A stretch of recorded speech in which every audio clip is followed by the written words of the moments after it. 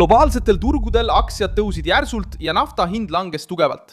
Pärast seda, kui Donald Trump viis Washingtoni ja Teherani ajaloolise kokkuleppe lähedale, et leevendada Lähis-Ida kriisi, taastada turvaline laevaliiklus Hormuzi väinas ning sundida Iraani tuumarelvade küsimuses avalikult taganema. Sel esmaspäeval 25. mail 2026 reageeris turg nii, nagu oleks toimunud tõeline pööre. Investorid ostsid aktsiaid, futuurlepingute hinnad tõusid, naftabarreli hind langes ja Valge Maja hakkas seda edusammu esile tõstma. See oli otsene tulemus Trumpi strateegiast, mis survestas Iraani režiimi, hoidis tagasi kõige sõjakamaid liitlasi ja andis selgelt mõista, et aksepteerib ainult tugevat kokkulepet.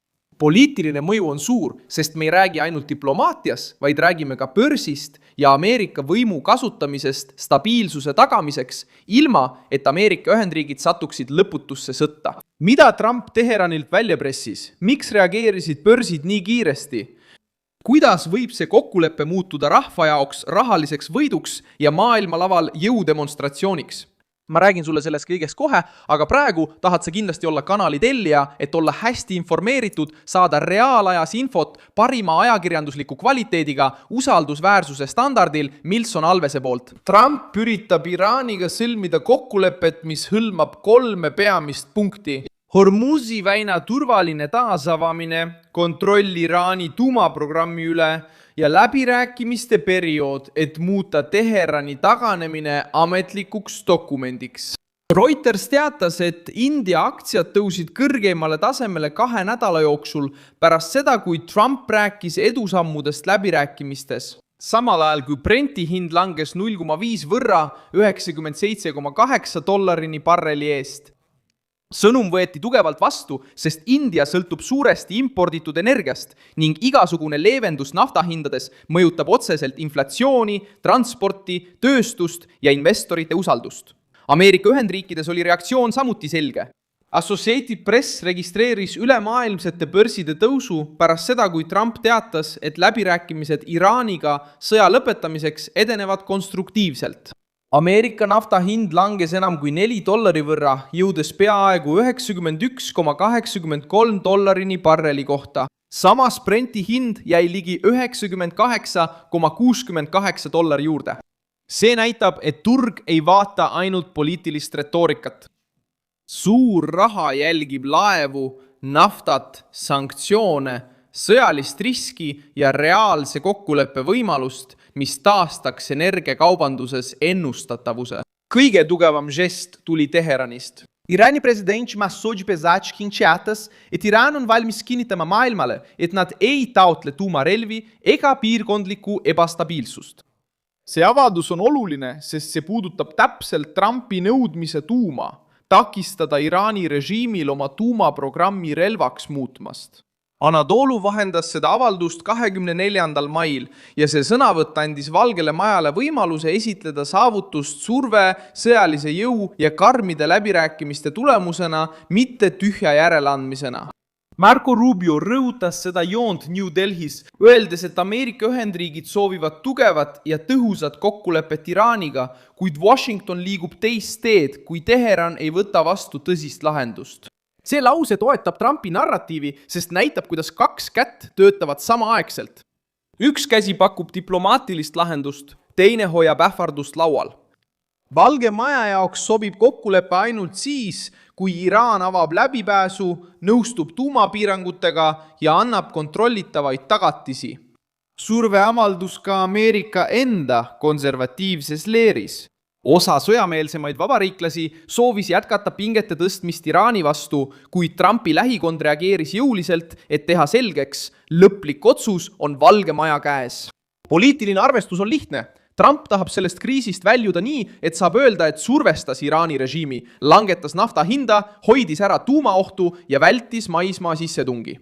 Tema valijate jaoks on see ideaalne rahu läbi jõupakett. Kõva käega tegutseda, pidada läbirääkimisi jõupositsioonilt ja mitte ohverdada ameeriklaste elusid pikaleveninud sõjas. Thiel jääb siiski veel takistusi. The Guardian teatas, et arutlusel olev leping hõlmab Hormuzi väina taasavamist ja kõnelusi Iraani tuumaprogrammi üle. 60-päevase relvarahu ajal Kuid ta tõi ka välja, et alles on jäänud tundlikud teemad nagu külmutatud naftatulud ja piirkondlikud läbirääkimispunktid. See tähendab, et Trump on lähedal suurele poliitilisele võidule, kuid tal tuleb veel turuoptimism muuta siduvaks dokumendiks, tegelikuks järelevalveks ja Teherani avalikuks kohustuseks. Turg käsitleb seda võimalust kui pöördepunkti, sest konflikt on mõjutanud energiat, valuutasid ja aktsiaid. Al Jazeera teatas nafta hinnalangusest keset vastakaid signaale kokkuleppe kohta ning tõi samuti esile tugeva tõusuturul. Japanlane loodab sõja lõppemisele, mis hõlmab Ameerika Ühendriike, Iisraeli ja Iraani. See detail on oluline, sest näitab Trumpi võit ei jääks ainult Washingtoni piiridesse.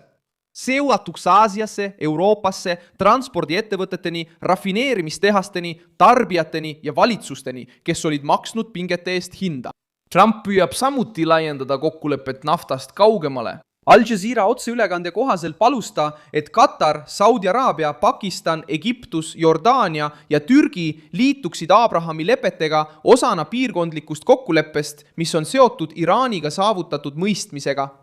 Seda manöövrit kasutatakse, sest see asetab tuumaläbirääkimised laiemasse konteksti, vähendada Teherani tegutsemisruumi, tugevdada piirkondlikke liite ja suunata moslemiriigid laiemale normaliseerimisele Iisraeliga. Iraan püüab oma sisemist mainet säilitada, öeldes, et endiselt on lahendamata küsimusi ja et nad ei aktsepteeri alandust. Trump räägib teiselt poolt kui läbirääkija, kellel pole kiiret ja kes ei soovi halba kokkulepet. Iran International märkis, et ta väitis, et kokkulepe ei olnud veel täielikult läbi räägitud ja kritiseeris Obama-aegset tuumalepet, öeldes, et tema ettepanek liigub vastupidises suunas.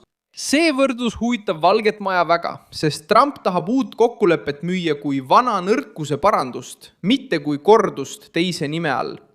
Järgmine etapp on otsustav. Washington peab saavutama selge kokkuleppe kõrgelt rikastatud uraani osas, määratlema, kuidas toimub kontroll, tagama mereteede avatuse ja takistama Teheranil läbirääkimisi kasutada vaid aja võitmiseks. New York Post tsiteeris Ameerika ametnikke, kes ütlesid, et Iraani kõrgeim juht olevat põhimõtteliselt nõustunud loobuma uraanist kui osa rahuplaanist, kuid veel vajab selgitamist. Materiaal kas kõrvaldatakse või viiakse ära. Just siin peabki Trumpi jõuline võit muutuma allkirjastatud võiduks. Valge Maja jõuab sellesse hetke eelisega, mida Trumpi vastased ei tahtnud tunnistada. Turg hakkas reageerima juba enne allkirjastamist, sest usub, et midagi suurt on toimumas. Nafta hinnalangus aitab kaasa bensiini hinnalangusele, parandab inflatsiooni ootusi, leevendab ettevõtete olukorda ja tugevdab presidendi mainet, kes on pannud nafta, sõjalise surve, majandussanktsioonid ja otsesed läbirääkimised samale mängulauale. Nüüd töötab kell Teherani kahjuks. Kui Iraan kinnitab tuumaprogrammi tagasikäiku, avab läbipääsu ja aktsepteerib kontrollitavaid tagatisi, on Trumpil käes ajalooline kokkulepe, millel on kohene mõju rahakotile, turgudele ja Lähis-Ida tasakaalule. Mina olen Milson Alves, rahvusvaheliste suhete asjatundja ja minu eesmärk on hoida sind iga päev hästi ja tõepäraselt kursis. Uudiste lingid leiad video kirjeldusest. Pane sellele videole põhjal püsti, telli kanal ja lõpuks vaata kindlasti kommentaare, et olla veelgi paremini seotud Milson Alvesi kogukonnaga.